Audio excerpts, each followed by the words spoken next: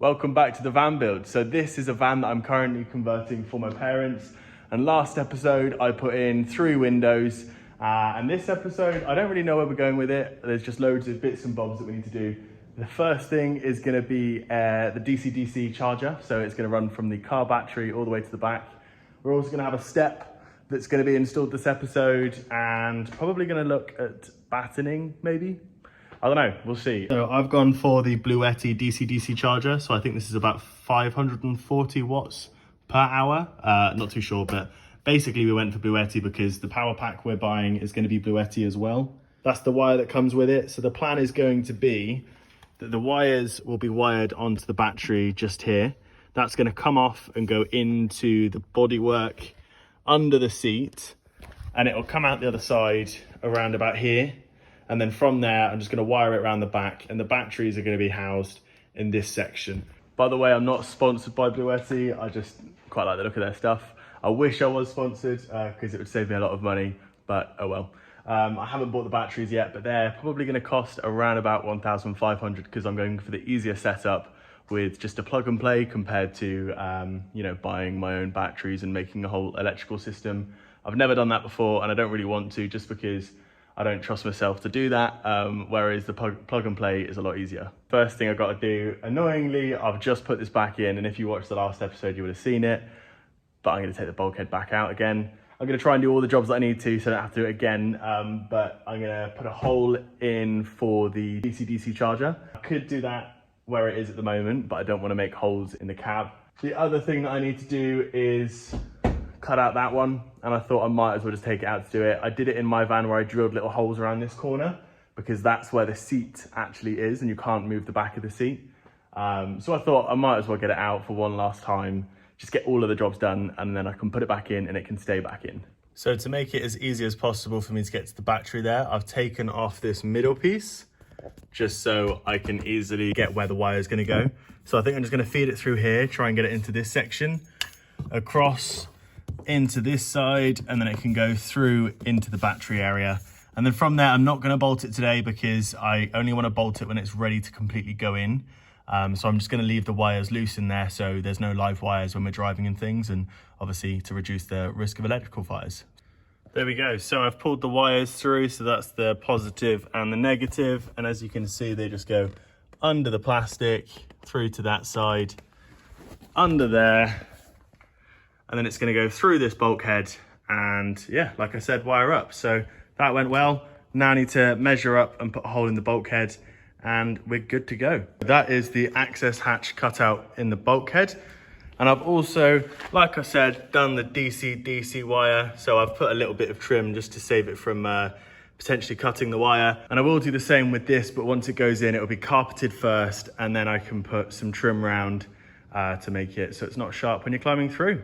There we go. That is the bulkhead back in, and this time I learned properly. I used my drill actually instead of using the socket set because I didn't want to cut myself. Although what I did do is I snapped one of these bits, my 10mm, I don't know what you call it. One eternity later.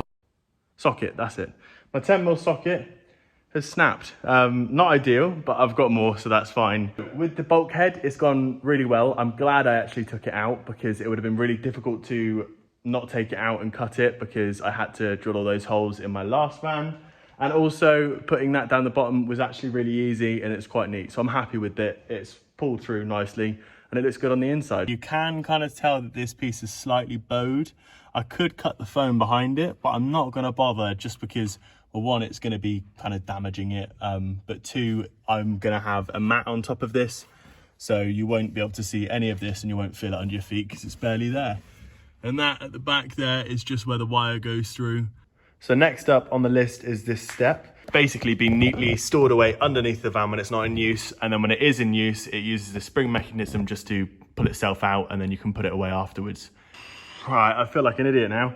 I've just taken up half the floor and got on the floor to have a look where I'm going to be able to put this step, and I've completely forgot that vans have chassis, so I'm not too sure if it's going to be, well, it's not going to be easy. I don't think we're going to bother with this step, to be honest. I'll show you underneath now. this is exactly where we want to mount it, and it just has this chassis. The worst thing as well being that it's not flat, because obviously it flares down slightly there. So it just doesn't fit at all. I'd have to build a complete additional plate underneath to actually fit it on. So minor blip over and done with. The floor is back down, everything's back how it was. So the plan for the rest of this video is going to be that I'm going to get the battening in for the walls to connect onto, and then also sorting some of the wiring out. So then it means that I can insulate after, but that'll be done probably in another video. I'll see how much I get done and I'll let you know. But for now, I'm going to get in there and see if I can do some battening. I'm just looking at what I can do to get these battens on the wall, and I think this is what I'm going to go for. So I've got it joined at the moment with a clamp here, but this will be eventually screwed in here and lower down at this point. At the bottom then, you can see it's just being pressed up there naturally. The same for the top, and as you can see at the top here, what I've gone for is a second piece so it doesn't fall too far back, and that means that then it's kind of in line with this. The plan would then be that I will obviously have the roof coming to here, and then this space I will bridge on this side from here across to the roof brace. All I'm going to do is screw it in 2 places, and then from there, when I do the roof, it should be easy that I can just bridge that gap. So this was a long clip of me just showing you how the battening was going to work, but it's really long and boring. So just watch the video and you'll see how I did it. If I just get it cut up and show you, it's going to be so much easier to show than it is to explain, because right now I'm feeling overwhelmed just telling you guys. I've just got off the phone with Mother, aka the boss, and what she's saying is she wants the walls coming up where this batten is. At that point then, along here, we're going to have a black carpet, because then on the roof, black felt and wooden slats. So it means that having the black felt and the black carpet means that it will hide quite nicely. I'm going to now continue to cut all of these pieces to try and make sure I can get them all ready. So tomorrow then I'm going to screw them into place. I don't want to do them bit by bit purely because it won't look good on the short. I need to get it all done so I can put them all in on a time lapse. Otherwise it's going to be too messed up and jagged.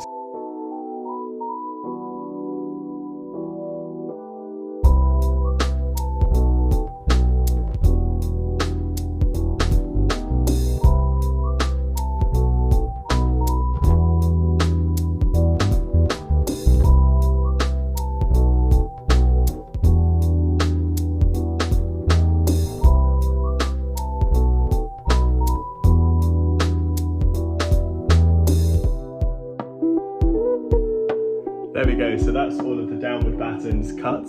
So what I'm going to do now is I'm going to install them all, and then afterwards I can see where I want to fill in between, and then box around the things like the windows to make sure it's going to be safe, secure, and easy. As you can see, I've got them every 50 centimeters. I'm going to do the bulkhead at a later point because there's going to be a shelf put into there, so I need to figure that one out as well. Plus we've got the drop down bed, so that has to be straight, those 2 walls. I've also got a piece of wood that's above here, so it means that we can put a wall just along there, and then over this side again, every 50 centimeters or so, just to make it easy.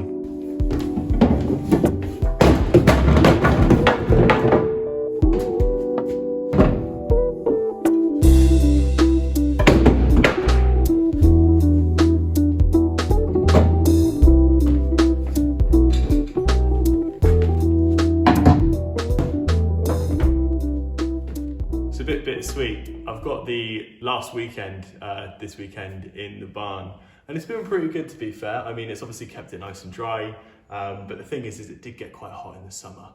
So I'm quite glad that I'm getting out of here, but also a little bit sad at the same time. It's good because it now means that I can work on the van whenever I want to, even if it's just an hour. It doesn't mean that I have to drive to come and get things. And then if I forget things as well, it means that they're just in my garden, so it's really easy to go and collect them if it's from my driveway. That's where I'm going to be converting it from now on, is on the driveway. So I won't have a structure above it, but I can have a gazebo if it is getting too hot and too sunny, or equally if it's getting too wet and rainy. So we'll see how it goes. The next lot of stuff that I have to do in here, obviously I'm in the van quite a lot, so it's easier. But when I start adding some of the bigger furniture, that's where it gets a bit more difficult, because I'll be working outside of the van and then putting it inside the van. Whereas for now, I can do a lot of work inside the van. I think if I were to do this again, I probably would go for a barn like this, especially for when you're putting the windows in and stuff. It makes it so much easier because you don't have to worry and try and plan it for days that it's not going to be too rainy or not going to be too sunny. So it just makes it really easy because you can just use it and do it whenever. What I would say would be better is if I could have this at home. You know, it's great having this space, but I can't keep all of my tools here, and even if I did, it would take ages to bring them all and then take them all back in future. So if I had a space at home that I can convert my own vans from, that would be absolutely perfect. And I mean, that is the dream at some point, that I could have some sort of, even if it's just a lean-to veranda on the side of a house, that would be amazing that I could do vans from. But the best thing would be is if I could actually have a workshop that I could drive the van in. A great one as an example would be Matt Armstrong. Does amazing with doing up cars, but seeing him with this massive garage, it means that he can work on 3 different cars at the same time. It's awesome. I don't need that. I just need one small little unit. I think it truly also depends on what vans I'll be working on in future. Obviously, this is probably one of the tallest I ever do, but we'll see. You never know. It might be that I go for a Luton box van and then it's a lot more difficult to actually fit that in a place. But if I could get somewhere that I could put just a smaller van in, or even H2, then that would be perfect. Anyway, let's crack on and utilize the days that I've got in this barn while it's nice. Okay, so there we go. That's all of the batten installed on both sides for the uprights. So what I need to do next is do some that go in between to fill out these spaces and do things like also framing around the window. What I am just waiting for is I'm waiting for some of this to dry. I've used some grab adhesive just on some of the top bits where it's not going to be screwed down instead of it's stuck down. It's already keeping there, so it's okay to use grab adhesive. If it wasn't staying there, that's where I'd use screws. There is one that isn't staying very well, but there's no screws that I can put in. So I'm going to just use the grab adhesive and it should be fine. What I'm also going to do with the grab adhesive though is I'm going to fill some of the panels. I don't know if you can see, but some of these panels have actually disconnected. It's a common thing that happens with a lot of vibrating. So yeah, I'll show you now. So this obviously is what the manufacturers use, and it just seems like it's not that great because you can push it and you know the panels kind of pushing away from each other. So I'm just gonna put a bead of grab adhesive down there just to help stick it, and that should help reduce the noises from the panel vibrating.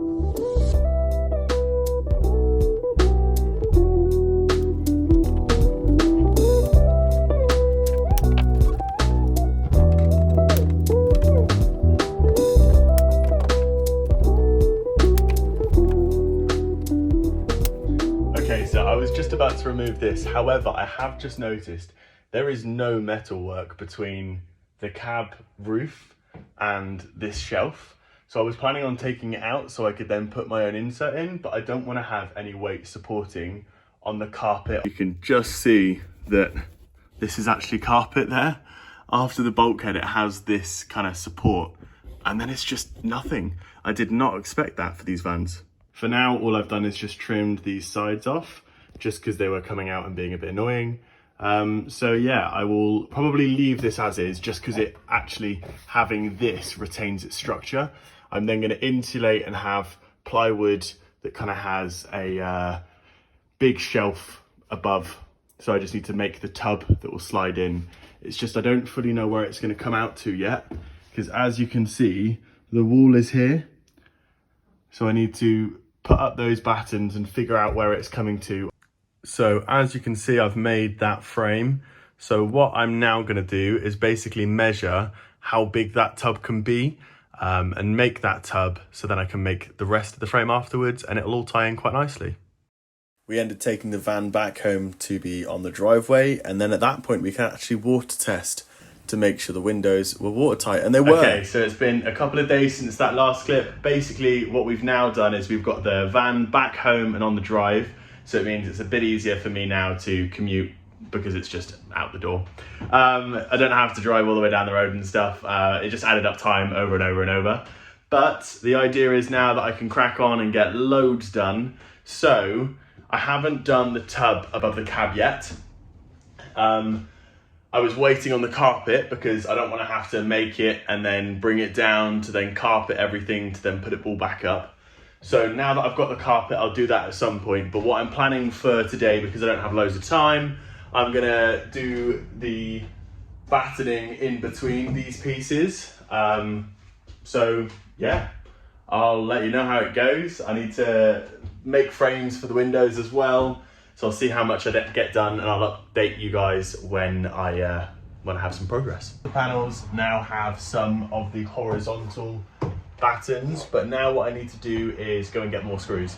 I have started by making the frame for the window, but I've run out of screws that are 70mm, so I can't do any more with that. So I'm gonna bob to Screw Fix, grab some more screws, and then I can also put these parts in as well to go all the way around. So it means that there's, at the top of the wall, something to connect onto so it doesn't bend and bow. So yeah, let's, well, I'm gonna go to Screw Fix and I'll get back to it after. I got those screws that I needed, and I have now made the frame for around the window. I think it's looking great, and obviously that's not the final product. It will have wood stuck around the edges, but for now it looks good and it looks structurally sound. So I need to also do this one, but it is raining. I've started it, but while it's raining I can't really do much cutting. Of course, I get out the barn and we're predicted about a week and a half, 2 weeks of rain, so that's great. What I am going to move on to for today while it's raining is just drilling some holes through the bulkhead from the back of the van to the cab. So that means that a wire can go through for the panic alarm. So I'm going to do that now, and yeah, it's going to look good.